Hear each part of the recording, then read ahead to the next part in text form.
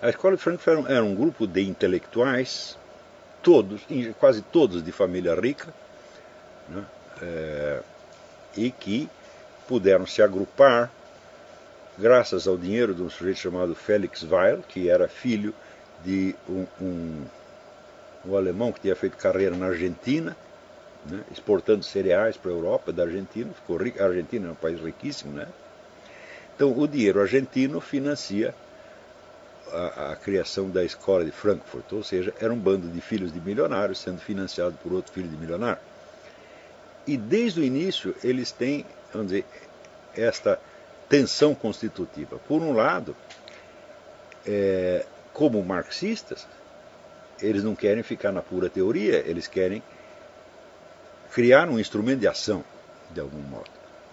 Mas, por outro lado, eles entendem que a situação se complicou e que é necessário ter uma visão objetiva da realidade e, portanto, é preciso atender aos critérios de objetividade científica, etc, etc.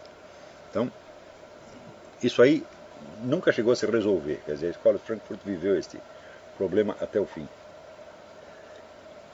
Então, eles tinham uma proposta, uma intenção de idoneidade intelectual. E, por outro lado, tinham também uma proposta de fidelidade ao movimento socialista.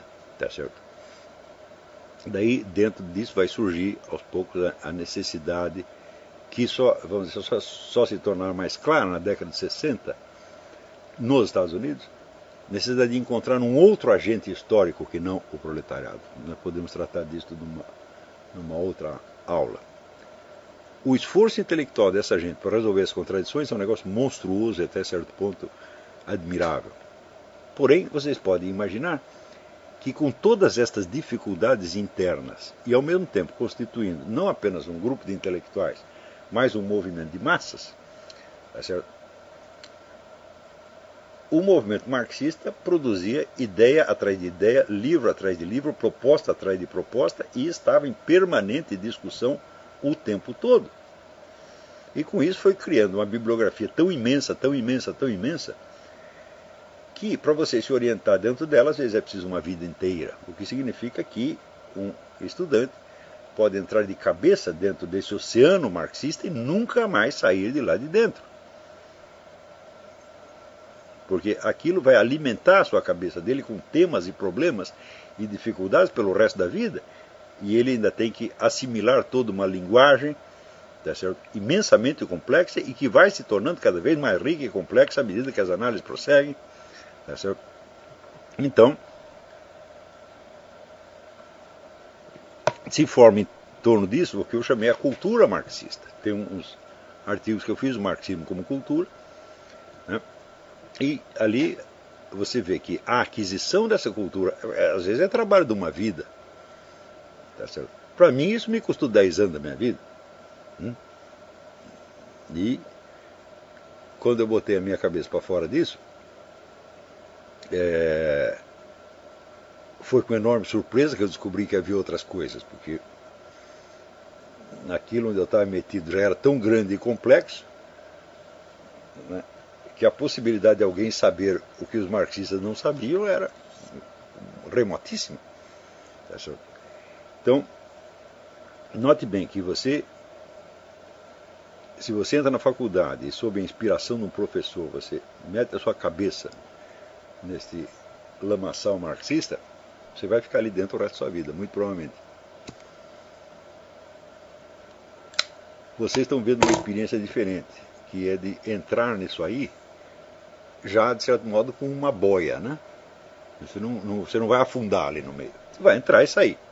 Entra e sai, tá certo? Até você aprender a entrar e sair sozinho. No começo eu que vou puxar você de lá de dentro, tá certo? Mas, quer dizer, é uma espécie diferente de experiência do marxismo. O pessoal não marxista, o pessoal que vem de outra formação completamente diferente, tem uma outra experiência. Em geral são pessoas de formação científica ou estudaram economia, ou matemática, ou coisa assim, e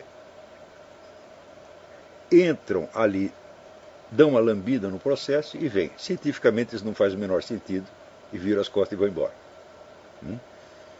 Isso quer dizer que dificilmente você encontrar um liberal conservador com conhecimentos profundos de marxismo. E este é um problema, porque o marxismo chegou a ocupar um terço da superfície terrestre e ocupa praticamente todas as universidades do Ocidente. Então, quer dizer, o desprezo intelectual que você tem por aquela escola o impede de penetrar nas complexidades internas e, portanto, impede de penetrar na experiência humana, tá certo? Que é vivenciada por esses milhões de marxistas no mundo inteiro. Então, o julgamento científico que você faz, você vê, é o que o Eric Voegelin diz isso. Olha, eu li o Capital e durante 3 meses eu fui marxista. Daí no ano seguinte eu fiz um curso de economia política, vi que aquilo tudo era uma besteira, tá certo? E me desinteressei daquilo. Eu digo, bom, anos depois ele é obrigado a se interessar de novo, tá certo? Sobre outra perspectiva, evidentemente. Mas desse pessoal liberal conservador, eu nunca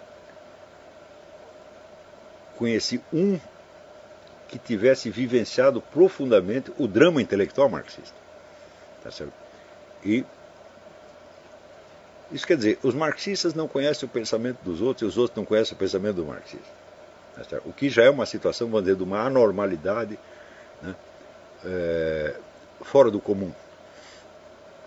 Aqueles que conhecem, em geral, são pessoas que estiveram mergulhadas no marxismo durante muito tempo e que, quando começam a tirar a cabeça fora, já é muito tarde. Tá certo? E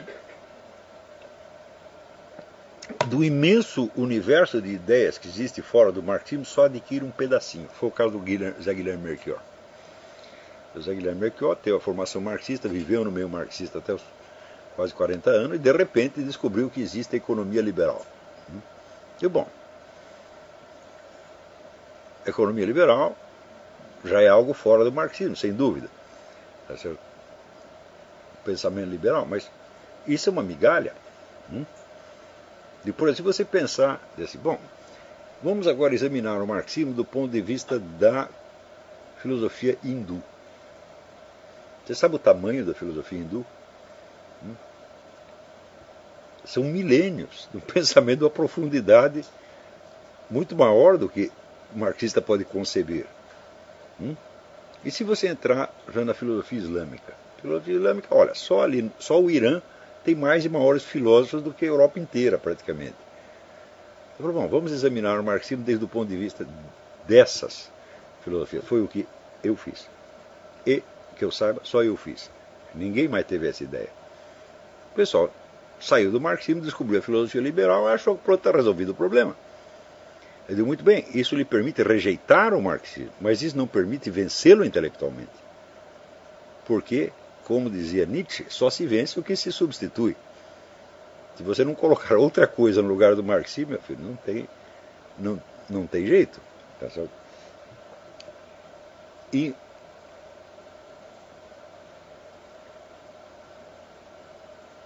além disso, eu digo, as filosofias do sentido da história, elas só têm como ser superadas desde uma visão escatológica real. Ou seja, você precisa entrar de cabeça nas revelações, e ter toda uma filosofia do tempo e da eternidade, né, do juízo final, da escatologia, etc. Para daí você, dentro disso, entendeu o marxismo de novo. Quer dizer, o Eric Voegelin foi um dos poucos que fizeram isso, mas eu acho que o conhecimento que ele tinha da filosofia islâmica era muito, muito, muito limitado. Né? Ele mal chegou a dar uma lambida nesse negócio, e foi uma pena, porque teria chegado a conclusões extraordinárias. Então, eu tive a sorte de ter não só o conhecimento disso, mas a experiência direta do esoterismo islâmico através do Fritjof Schumann. Então, isso aí é uma coisa que aconteceu a pouquíssimas pessoas, tá certo? O que me deu, vamos dizer, uma perspectiva, um ponto de observação, um posto de observação privilegiado de algum modo. Então, Veja, a elasticidade mental que você precisa para você partindo de uma formação marxista, você lê depois O Reino da Quantidade e os Sinais dos Tempos, do Guénon, e você conseguir entender uma coisa à luz da outra e a outra à luz da uma, é um negócio enorme, é uma distância enorme, tá certo? E se você lê isto no sentido em que Leibniz lia, quer dizer, de concordar com tudo que você lê, quando você está lendo marxista, você é marxista, quando você lê o Guénon, você é guénoniano, e assim por diante, e depois você vai articulando as coisas do modo que você puder. Eu acho que esta seria a experiência intelectual fundamental para o século XX e XXI. Quer dizer, você percorrer toda esta gama. Isso não quer dizer só você conhecer e ler. Você pode conhecer muita coisa, você nem mesmo e não vivenciar as contradições, não vivenciar o drama. Estou falando, você se deixar efetivamente influenciar e enriquecer por essa multidão de perspectivas. Eu acho que essa seria a tarefa fundamental. Veja a distância em que vocês estão ainda dessa experiência. Vocês não entraram nela ainda. Eu estou preparando vocês para que entrem. Então, quer dizer, isso é para 10 anos, 20 anos, sei lá. E hoje em dia você ainda tem outros elementos que no tempo do Zé Guilherme Melchior não existia. Hoje você tem o tal do transhumanismo, tá certo? Você tem toda a situação, vamos dizer, de dominação globalista, você tem toda a ideologia eurasiana, você tem uma série de elementos novos que não existiam naquela época, e que o seu objetivo deve ser o de compreender tudo isso, compreender humanamente. No sentido do Pico della Mirandola, nada do que é humano me é indiferente, tá certo? E não há motivo para você dizer, mas isso é muita areia para o meu caminhãozinho. Eu digo, não é. Quem fez tudo isso foi gente, não foram deuses, né? Então, e mesmo o que Deus fez, ele fez à altura do seu entendimento. Se você pegar só a escola de Frankfurt, a bibliografia dela é tão imensa e os problemas internos são tão difíceis e sutis que você pode passar anos da sua vida ali dentro sem ler nenhum autor que seja fora da escola de Frankfurt. Foi a experiência que foi feita por Martin Jay, né? Um livro excelente, né? The Dialectical Imagination, sobre a história de Frankfurt, né? E ele não é nem um discípulo e nem um inimigo da escola de Frankfurt, ele simplesmente decidiu fazer um estudo sobre isso. E fez um estudo altamente compreensivo, tá certo? Sem nenhuma rejeição, sem nenhum preconceito, mas sem evitar o senso crítico. Porém, a crítica que ele faz é, por assim dizer, interna. Ele tem uma atitude de isenção perante a escola de Frankfurt, mas ele não tem um quadro de referência maior do que a escola de Frankfurt. E isso é um ponto que eu pensei falar. Ninguém examinou a escola de Frankfurt desde uma perspectiva maior do que a dela, ou pelo menos maior do que o marxismo. Ninguém fez isso até agora. E isso é absolutamente necessário. Quando você vê os esboços de interpretação feitos por conservadores com o nome de marxismo cultural, eu digo, isso aí está muito no começo, está muito rudimentar e expressa antes uma reação de repulsa do que uma compreensão efetiva. É isso. E eles estão interessados não no pensamento da escola de Frankfurt, mas no efeito que ela teve nas universidades americanas e na política americana. Não que esse interesse seja ilegítimo, ele é perfeitamente legítimo, mas ele está longe de resolver o problema. Tá certo? De modo que, por assim dizer, o problema está na nossa mão. Eu não acredito que haja mais pessoas colocando este problema do jeito que eu estou colocando para vocês. Tá certo? Não deixa de ser uma ironia que esses problemas surjam precisamente no Brasil, que é um país periférico e intelectualmente irrelevante. Tá certo? Mas isso também não quer dizer que vocês tenham que viver dentro da irrelevância brasileira. Tá certo? Eu, sinceramente, eu espero que vocês evoluam, que se tornem intelectuais de alto gabarito, totalmente desajustados na sociedade brasileira. Porque se estiverem ajustados, meus filhos, vocês vão ser imbecis como os outros. Então, tem que estar desajustado, mas não revoltado, não sofrendo. Tá certo? Você tem que achar engraçado e se divertir. Né? As pessoas se queixam, meus amigos não me compreendem. Fala, ótimo. Se eles se compreendem, isso quer dizer que você sabe apenas o que eles sabem. saber mais é saber o que os outros não sabem. E saber o que os outros não sabem é saber quando você abrir a boca, eles vão achar esquisitíssimo e, né, com aquela incredulidade do caipira, vão dizer que você é louco. Né? No começo você pode ficar um pouco assustado ou deprimido com isso, mas ao longo do tempo você começa a se divertir com o negócio. Principalmente se você tiver outras pessoas com as quais você pode conversar e que entendem perfeitamente. Né? Quer dizer, o Brasil é o único país do mundo onde as pessoas querem ser intelectuais highbrow e ao mesmo tempo querem ser compreendidos pela população em geral. Fala, meu Deus do céu. Né? Em qualquer lugar do mundo você sabe que os intelectuais só conversam com os intelectuais, que o estudioso só conversa com o estudioso. Né? Ele não vai chegar para o homem do posto de gasolina, né, e querer explicar física quântica para o cara entender em 5 minutos. Fala, só no Brasil que as pessoas esperam isso, e quando essa expectativa não se cumpre, elas ficam tristes. Né? É porque ninguém, como não existe no Brasil uma intelectualidade de alto nível capaz de criar o seu próprio meio social e ter o seu intercâmbio, então as pessoas querem, vamos dizer, conviver com todo mundo e ser compreendido por todo mundo. Até seu pai, sua mãe, minha mãe não me compreende. Fala, meu Deus do céu, que injustiça você querer que sua mãe compreenda. Sua mãe ficou lá lavando suas fraldas, esquentando sua mamadeira, tá certo? Para que você pudesse estudar e saber mais do que ela, pô. Agora você sabe, você que tem que compreender ela, não ela que tem que compreender você, tá certo? Então, isso também quer dizer que a evolução na vida intelectual é impossível sem uma grande dose de generosidade, de piedade, de bondade, de amor ao ser humano, tá certo? De compreensão pelos imbecis. Claro, você não deve ceder, não deve se deixar humilhar pelos imbecis, deve dar um bom tabefe, mas nunca ficar com raiva deles, pô. É normal, né?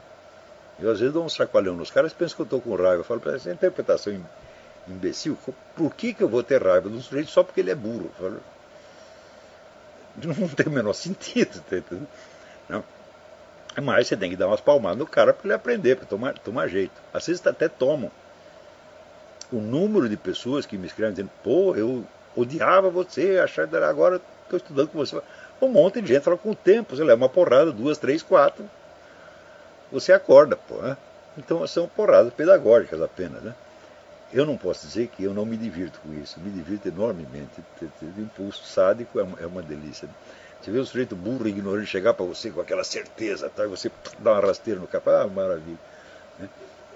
Eu confesso que eu gosto. Mas eu não fico ofendido nem triste de que essas pessoas reajam assim. Né? Então, e note bem, quando eu tinha a sua idade, eu não tinha ninguém nem com quem conversar. Eu fiquei durante 30 anos. Né? Durante 30 anos, os meus amigos ou tinham 30 anos a mais ou 30 anos a menos. Ou seja, não eram propriamente amigos. Né? Eram alunos por um lado e conselheiros por outro. Eram Meira Pena, o Roberto Campos, Paulo Mercadante, né? Os velhinhos ilustres que ainda entendiam alguma coisa. E do outro lado tinha a massa dos estudantes que estavam chegando e não estavam entendendo porra nenhuma. Né? Ficou assim durante 30 anos. Né? E pior, eu só percebi depois. Você falou, como é que você aguentou essa solidão intelectual terrível? Eu só percebi depois. Se eu tivesse percebido na hora, eu teria ficado aterrorizado. Mas quando eu comecei a notar isso, foi justamente quando apareceu o Bruno Tolentino. Eu tinha umas conversas com o Bruno Tolentino que eu não podia ter com mais ninguém, porque o Bruno Tolentino é um sujeito da minha idade e tinha mais ou menos o mesmo nível de conhecimento.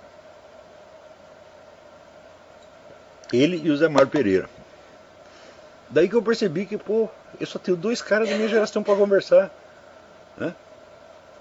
E daí que eu fui perceber que o meu nome tinha sido uma profecia, que era o sobrevivente. Eu falei, morreu todo mundo, sobrou eu. E a minha avó que escolheu o meu nome é Velhinha Iluminada. Então isso aconteceu para mim, não está acontecendo para vocês, vocês têm um diálogo interno maravilhoso e isso certamente dá um suporte social, humano, psicológico. Mas, só o negócio da escola de Frankfurt, você veja o número de intelectuais brasileiros que viveram dentro da atmosfera da escola de Frankfurt e depois acompanharam novos desenvolvimentos que surgiram dentro do pensamento marxista ou esquerdista em geral, como desconstrucionismo, pós-modernismo, etc., etc., que já é... Quais são as relações entre esse pós-modernismo e a escola de Frankfurt? Né? É uma continuação, é uma oposição? Fala, bicho, esse é um saco de gato, não dá para saber. Porque sobre certos aspectos, alguns concordam, outros discordam. uns acham que é continuidade, outros acham que é oposição, mas você vê que tem continuidade. Só este problema, relações entre Escola de Frankfurt e pós-modernismo, dá para você estudar 20 anos e você tirar um doutorado pela USP. Né? E depois que você sabe tudo isso, eu digo, bom, o que você sabe? Você não sabe nada. Você sabe as encrencas entre 2 ou 3 pessoas. E este é o máximo que você vai saber do mundo. Mas no Brasil, isso aí já dá doutorado, então você vira um catedrático com esse negócio. Né? Então, uma coisa notável ali nesse pessoal da Escola de Frankfurt é, por um lado, assim, a acuidade, às vezes, de certas análises ou psicológicas que eles fazem, ou de certas interpretações que eles fazem de obra de arte e tal, e a absoluta incapacidade de entender aquilo que mais lhes interessa, que é o curso das coisas políticas. Quando você vê as análises que eles faziam e as previsões que faziam, eles nunca acertavam uma. Você dava um quadro para o Theodor Adorno, nossa, ele te dava uma aula maravilhosa. Ele disse, bom, agora analisa a situação política e me diz o que vai dar. Errava 100%, sempre. Eu falei, mas é na arte que você está interessado? Não, eu estou interessado em outra maneira no socialismo. Né? E não espanta que o final da vida de vários deles tenha sido totalmente decepcionante, até mencionei, acho que no programa, so to speak, o final do Theodor Adorno, né, quando as alunas dele, né, que tinham absorvido o ensinamento da Escola de Frankfurt, transformado em militância política, o desrespeitaram completamente, o humilharam e fizeram o velho morrer. Ele logo que morreu. As meninas lá tiravam a roupa e ficavam esfregando os peitos na cara dele. Né, e o velhinho dizia, não, vocês não me compreenderam. E morreu em seguida. Né. Walter Benjamin, que terminou assassinado pela KGB, né? Ou o Max Horkheimer, que era o fundador não foi bem o fundador foi o próprio Weil e o Pollock, Friedrich Pollock, mas foi o presidente, o chefe da escola, foi muito tempo, que era o mais inteligente de todos eles. Ele, no fim da vida, ele estava voltando ao judaísmo. Ele foi fazer uma curva, porque todos eles começaram com o judaísmo. O próprio Georg Lukács, no começo, tem muito interesse no judaísmo, daí fizeram uma curva inteira, daí no fim do Max Horkheimer, quando morreu, estava quase se reconvertendo ao judaísmo. Então tudo isso foi muito melancólico. Em matéria de previsões, eu vou dar 2 exemplos aqui que o Martin Jay dá no livro. Né? Previsões sobre coisas importantíssimas e que eram do máximo interesse da escola. E você veja como eles foram parar longe da realidade. Essa aqui é a carta que o Horkheimer, já velhinho, mandou para o Martin Jay para agradecer o livro. Então aqui na segunda edição ele reproduz. Ele diz, Horkheimer, a carta foi escrita em dezembro de 71. Ele diz, já pelo fim dos anos 20, certamente no começo dos anos 30, estávamos convencidos da probabilidade de uma vitória nacional socialista, assim como do fato de que ela só poderia ser enfrentada por meio de ações revolucionárias. Ou seja, eles estavam conscientes, esse negócio do nazismo está crescendo, ele vai nos dominar, então somente a ação revolucionária pode pará-lo. Isso é o que eles achavam no começo dos 30. Acontece o seguinte, foi justamente a ação revolucionária que facilitou a ascensão do nazismo. Se o pessoal da esquerda tivesse se aliado com o governo que era social-democrata, os tucanos, teriam esmagado o nazismo. Mas, como em teoria o governo social-democrata era burguês, então o que aconteceu? O nazista atacava o burguês por um lado e os comunistas por outro. Tá certo? O governo caiu e os nazistas estavam melhor organizados, ganharam a parada. Então, eu digo que essa previsão foi exatamente o contrário do que aconteceu. Então, eu tenho que dizer, nesta altura, nós temos que nos abster de ações revolucionárias. E temos que apoiar esses malditos tucanos, porque senão os nazistas vão nos comer vivos como comeram. Né? Outra previsão aqui nos anos 60, Friedrich Pollock escrevendo o seguinte: a esta distância, o que está acontecendo, eles estavam todos vivendo nos Estados Unidos já como exilados, né? A essa distância, o que está acontecendo nos Estados Unidos parece realmente patético. Todos esses sintomas de desintegração da grande sociedade era o projeto do Lyndon Johnson para o Estado Previdenciário. Todos esses sintomas de desintegração da grande sociedade, ou seja, a desintegração do sistema previdenciário que nunca parou de crescer desde então. Nós estamos vivendo dentro da Great Society, né, realizada. Agora está todo mundo no Social Security, né? Está lendo que tem 88 milhões de americanos que estão fora da força de trabalho. Ou seja, eles não fazem nada, né? E também não estão procurando emprego. Eles vivem ou das suas famílias ou do Social Security e não querem emprego. Então, isso é um dos motivos da taxa de desemprego até ter diminuído um pouquinho no mês passado. Tem menos gente procurando emprego porque não precisa. Então, com todos esses sintomas de desintegração de uma grande sociedade, apontam para que não há nenhuma alternativa senão a perda das liberdades remanescentes e o governo de uma classe média rudemente materialista sob o comando de um Führer. Esse temor de um governo à direita, criar um governo fascista, um golpe militar de direita. Existem centenas ou milhares de filmes sobre isto. 5 Dias de Maio e outros tantos filmes. Era isso o estado de espírito. Da onde surgiu isso? A Escola de Frankfurt. Por quê? Porque aqui você tem a família americana, a família americana tem a estrutura de personalidade autoritária, escreveu um livro coletivo de quase 1000 páginas sobre personalidade autoritária da família americana, né? E esta classe média, então, ela requer um regime de tipo fascista e eles vão dar um golpe e vão acabar com a esquerda. Eu digo isso nos anos 60. Né? Eu digo, bom, foi exatamente o contrário que aconteceu, e quem está fazendo o governo fascista agora são eles. Ou seja, isso são só apenas 2 previsões feitas por dentro da Escola de Frankfurt. Então, eu digo, o entendimento que esse pessoal tinha, por exemplo, das artes ou até de filosofias antigas, era maravilhoso. Se eles quisessem ser puros intelectuais acadêmicos, eles seriam um sucesso. Mas eles estavam interessados em encontrar um novo agente da revolução.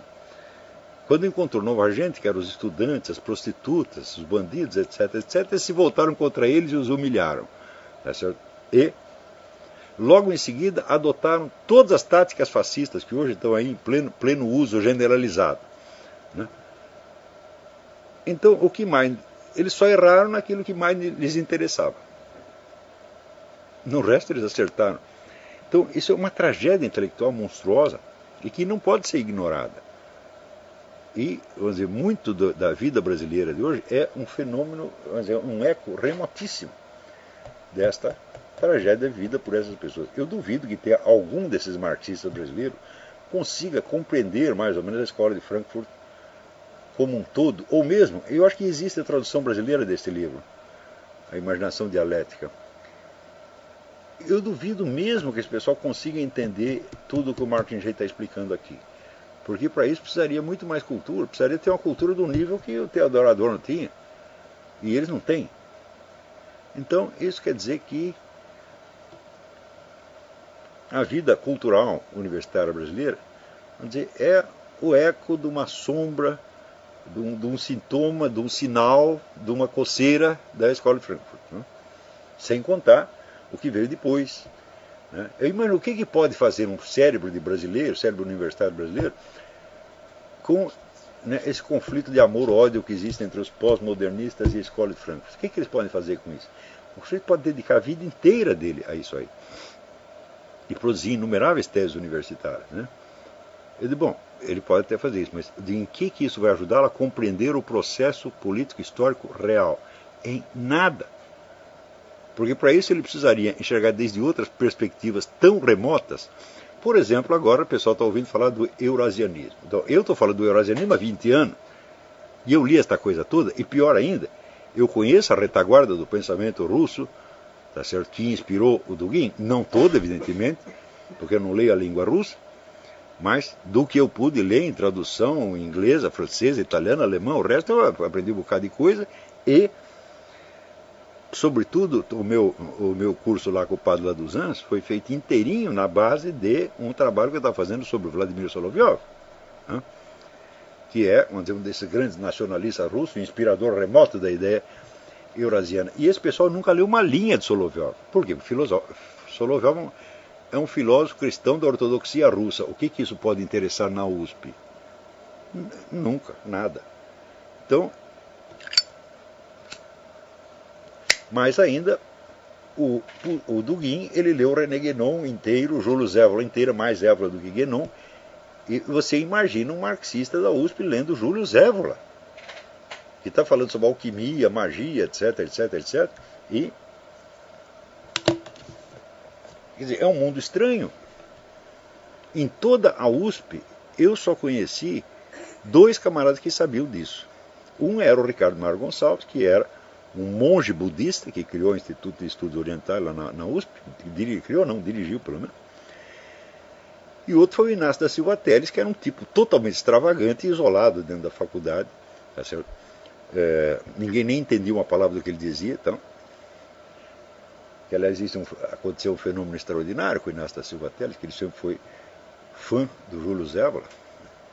Ele, quando foi para a Itália, né, quis conhecer a casa do Júlio Zévola, que agora era um museu. O Júlio Zévola tinha morrido 5 ou 6 anos antes.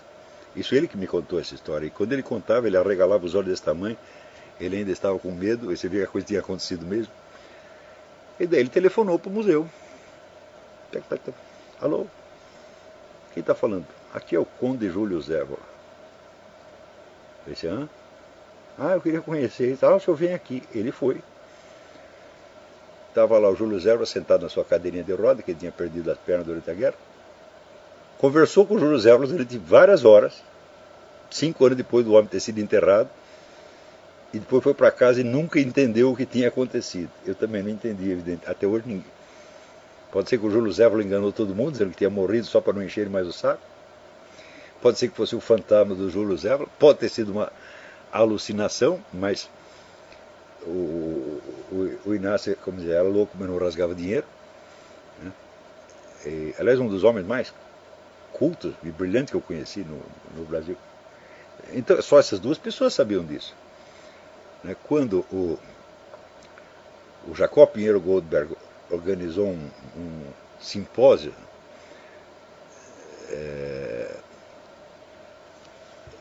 sobre as religiões orientais, na USP, tinha lá um monte de uspianos, a ignorância geral era um negócio monstruoso. Isso foi em que ano? Você lembra disso? Ainda nos anos 80. Na época eu estava escrevendo negócio do René Guénon, eu dei uma conferência no Instituto de Biociências da USP sobre o que é o conceito de ciências tradicionais. Tinha umas 200 pessoas na plateia, todo mundo assim. O que esse cara está falando? Eles nem acharam, ninguém nem contestou, eles não entenderam o suficiente para contestar. 81 mais ou menos, né? Então, você vê aqui o despreparo para lidar com essas coisas, no Brasil é um negócio monstruoso. Então, por isso mesmo, a escola de Frankfurt, para essas cabeças, sem contar os problemas entre a escola de Frankfurt